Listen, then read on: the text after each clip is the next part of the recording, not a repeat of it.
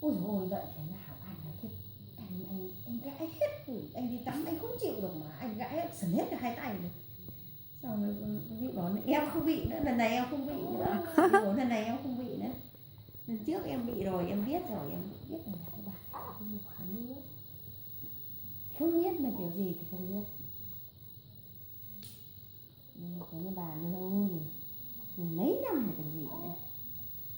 Từ 2001 đến giờ mình mấy năm nhạc rồi, thế hơi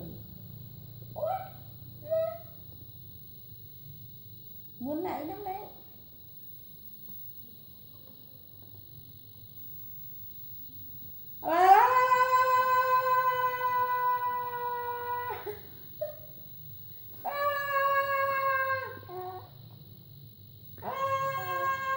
Ba có biết không, đêm mà nó ngủ như này xong nó đái là thấm hết cả bên ngực, hôm nay sờ ra ướt hết 4 giờ sáng rồi. Hôm qua bà bỉm cơ mà. Bỉm mà nó vẫn ngược lại.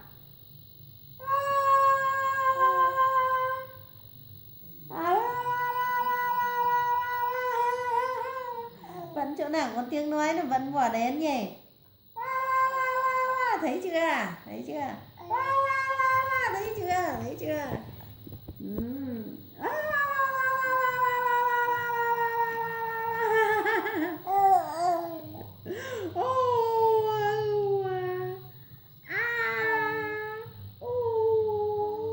Tớ làm thành hình giống ngã đây. Thành hình giống ngã nào. Mưa.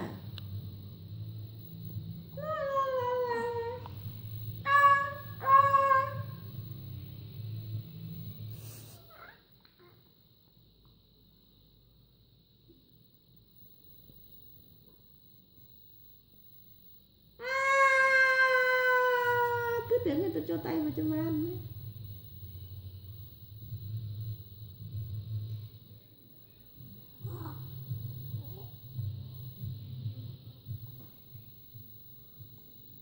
Con nặng cái đầu. Đấy, thấy chưa? Nhỉ? Cái đầu vẫn còn hơi nặng đấy, thấy chưa?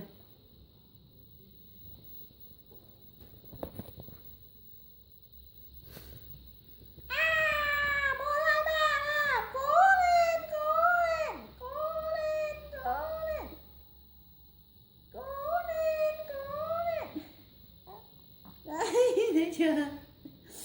Cố lên. Không cần ai dạy nhá, thấy chưa? Cố lên.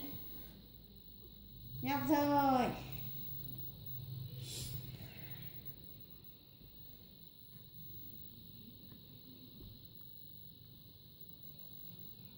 Chân tay sát liên tục nhỉ. Nhỉ. Thấy không? Chân tay sát liên tục nhỉ. Sát liên tục. Đấy, thấy không?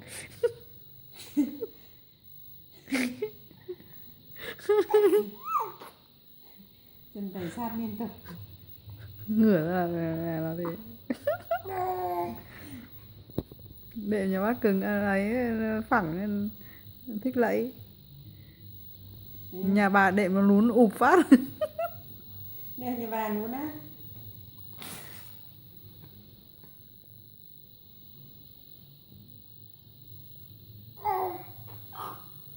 Nhìn lại lắm đấy.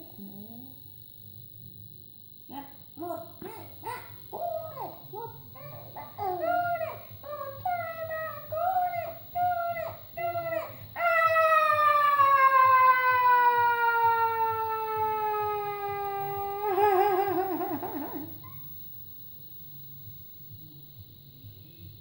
Hỗ trợ. Hỗ trợ.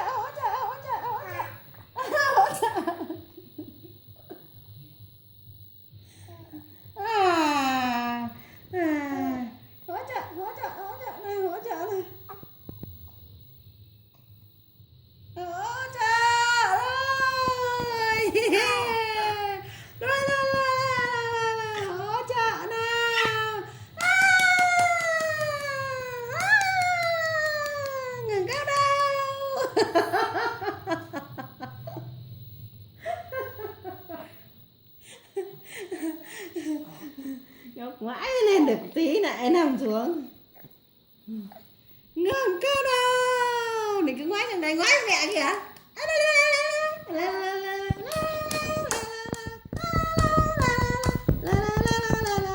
Thấy chưa, cứng cáp chưa? Cũng khôn lắm. Ngoài có ngái nó cậu làm oạch luôn.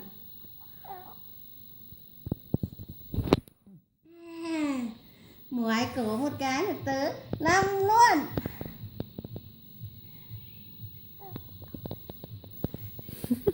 Một, hai, ba, một, hai, ba, một.